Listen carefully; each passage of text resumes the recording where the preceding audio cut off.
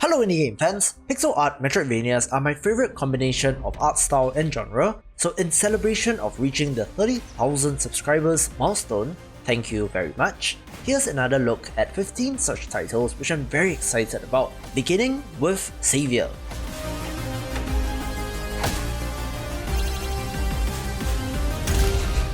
This has a very fluid parkour movement system that sees our protagonist effortlessly leaping over gaps and enemies with awesome looking, precise melee combat and some of the most impressive pixel art that I have seen.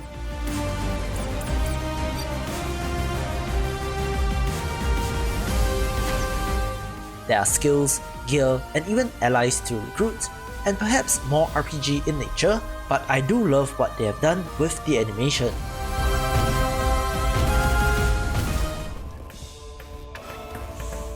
Since we last saw Ambrosia, it has continued to be in development, although there were some delays, but this Metroidvania title where you can build and modify every weapon while exploring a research colony on an island does look pretty good, where more details of the content have been released, promising a 15-hour single-player campaign and over 100 mods to use on the weapons.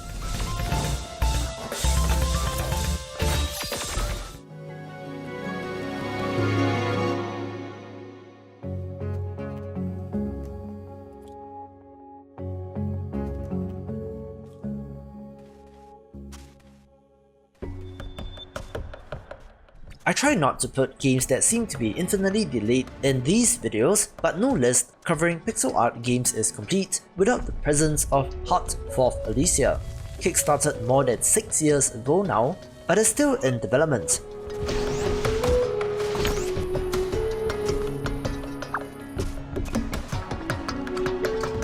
The latest update was in April this year, which showed off familiars and covers balancing of the in-game economy, so certainly signs of life, so I'm ready for this whenever it is done.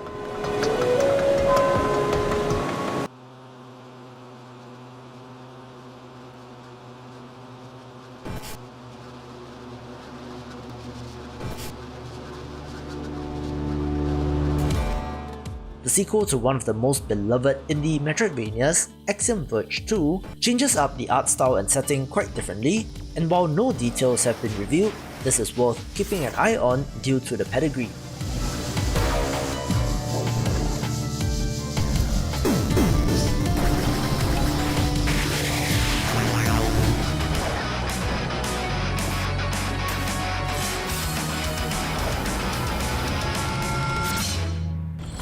Another sequel of note is Castle in the Darkness 2, which again changes up the art style quite significantly to 16-bit spectacular from 8-bit excellent. The original is one of the more underrated games in the genre and is highly recommended from me, with the sequel looking real good as well.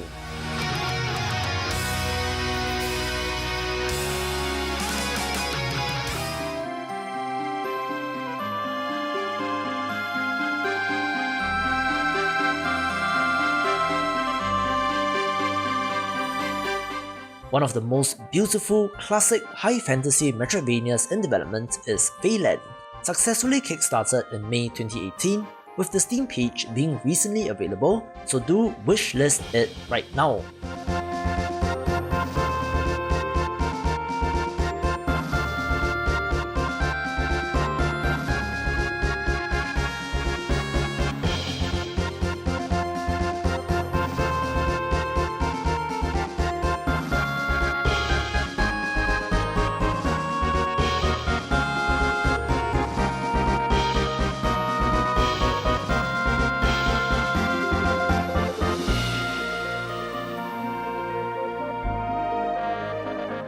A pretty classic hero's journey tale, this has you playing as a young hunter living alone in the forest when his home gets destroyed by orcs and trolls, and he then gets drawn into a kingdom-saving role.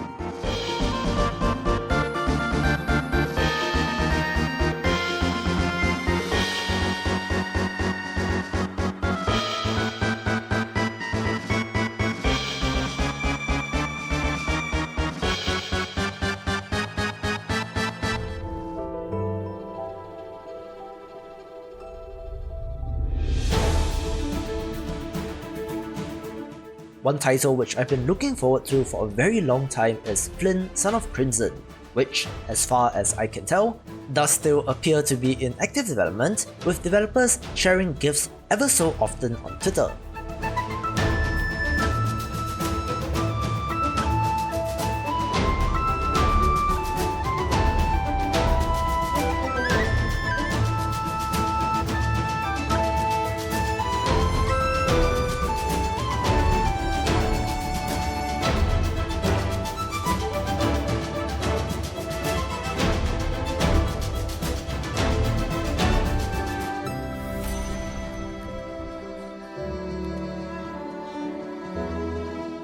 Really loved the look, and I enjoyed how intuitive the combat system felt in a demo that I had played, and another anomalous 2020 release window.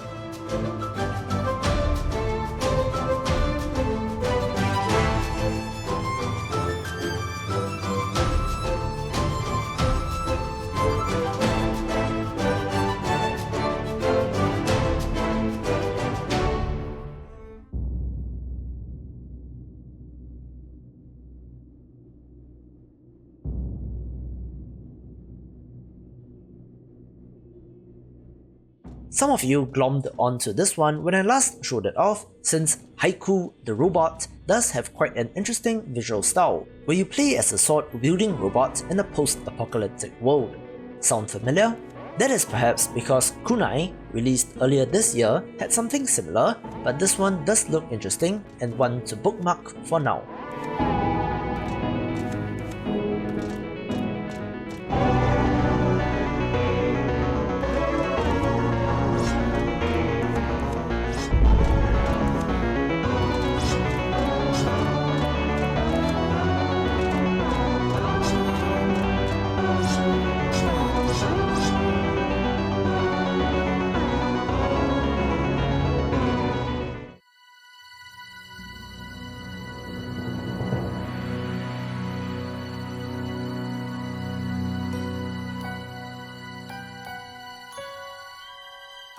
I was pretty bummed when the Kickstarter campaign for The Cork was unsuccessful, reaching about 21% of its goal, since this Souls-like Metroidvania, which is tremendously stylized with minimalism, did look very impressive indeed.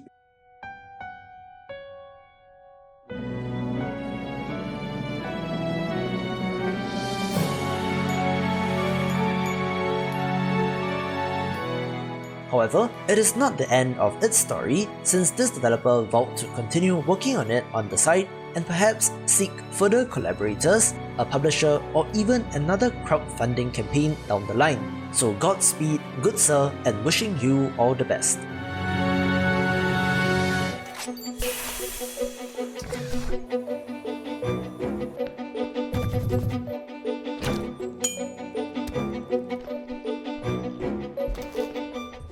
Let's face it, Transmute is basically Super Metroid in all but name, starring a very familiar helmed protagonist and a research station filled with alien flora and fauna.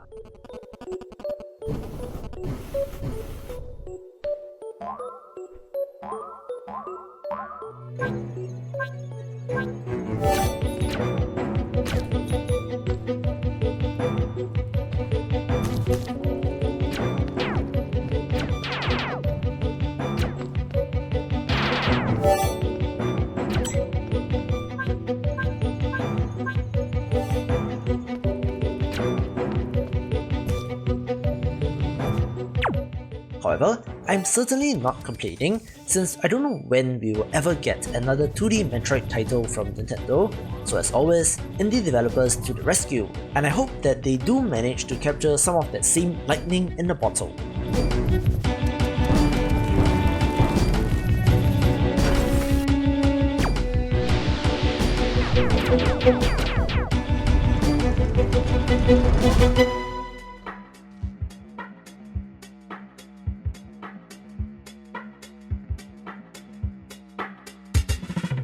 Developer Bestie Art Games is a source of inspiration for me, since this is a side project that is largely the work of one person, so I can certainly identify with it, taking inspiration from Hollow Knight but with a stronger platforming focus.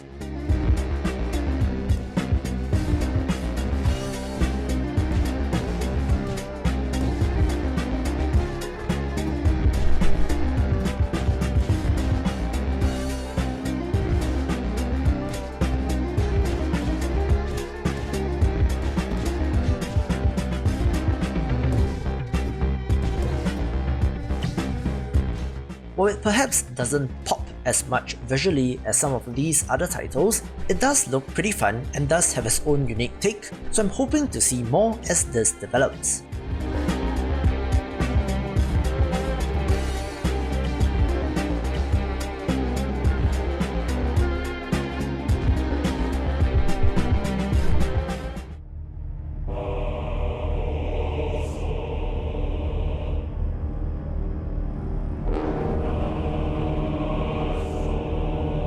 It was a toss-up between The Last Faith and the number 1 title on this list, but since I didn't give it that spot in the last video, let's just place it here.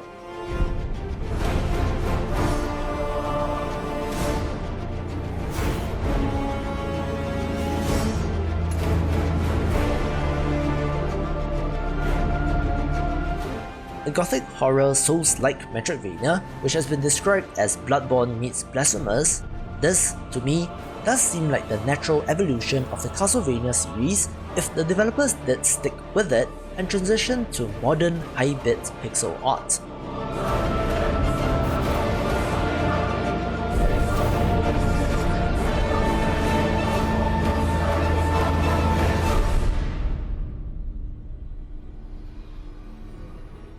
Perhaps the highlight of 2021 for me right now, this one did have a tremendously successful Kickstarter campaign, which I do hope will translate into momentum that will not see this being delayed.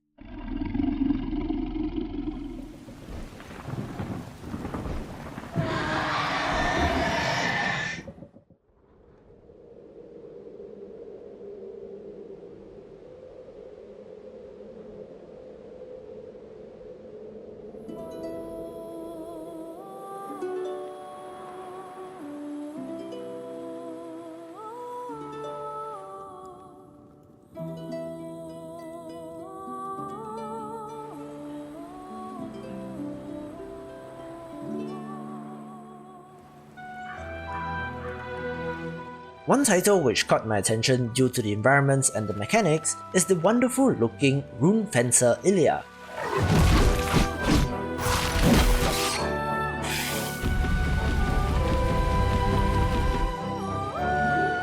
As can be seen, you wield and shape runic magic into a variety of weapons from swords to warhammers and have the ability to freeze time, flip gravity and so on, with an intriguing central story that seems worth a look.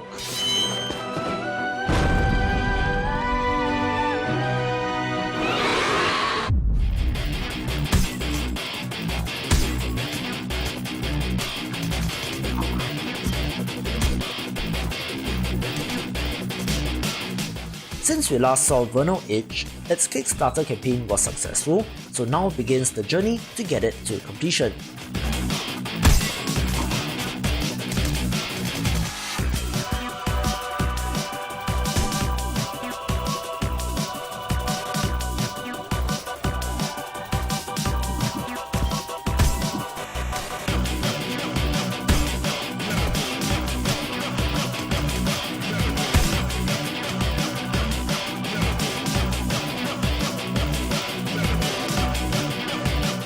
An absolutely gorgeous looking one of these, it has influences of Devil May Cry in the combo-focused, letter-graded combat system as you explore islands in the sky.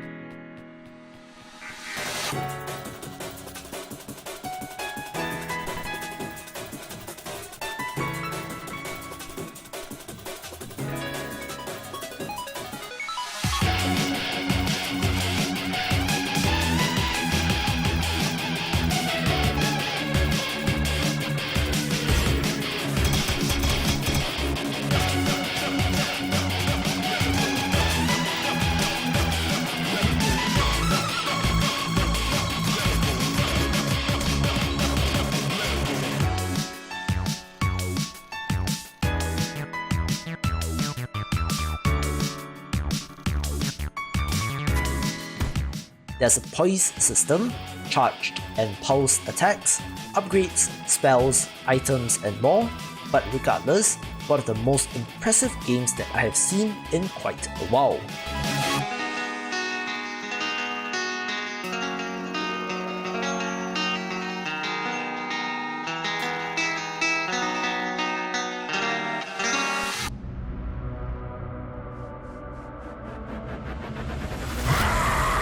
Speaking of impressive looking games, Gestalt, Steam and Cinder recently got a polished up trailer, and as a veteran pixel artist working on this title who is known for the absolutely awesome quality of his work.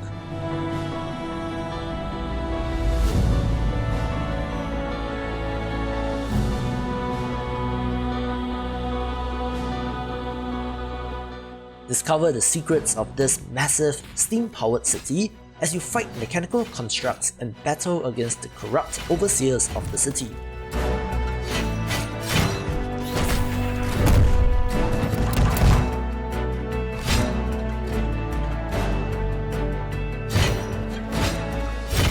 This has more RPG elements like stats and leveling, so we can certainly see the influence of Symphony of the Night, but for just looking gorgeous and still on paper slated for this year, this takes the #1 spot. To see more of the big picture, check out these awesome videos and I will see you after the jump.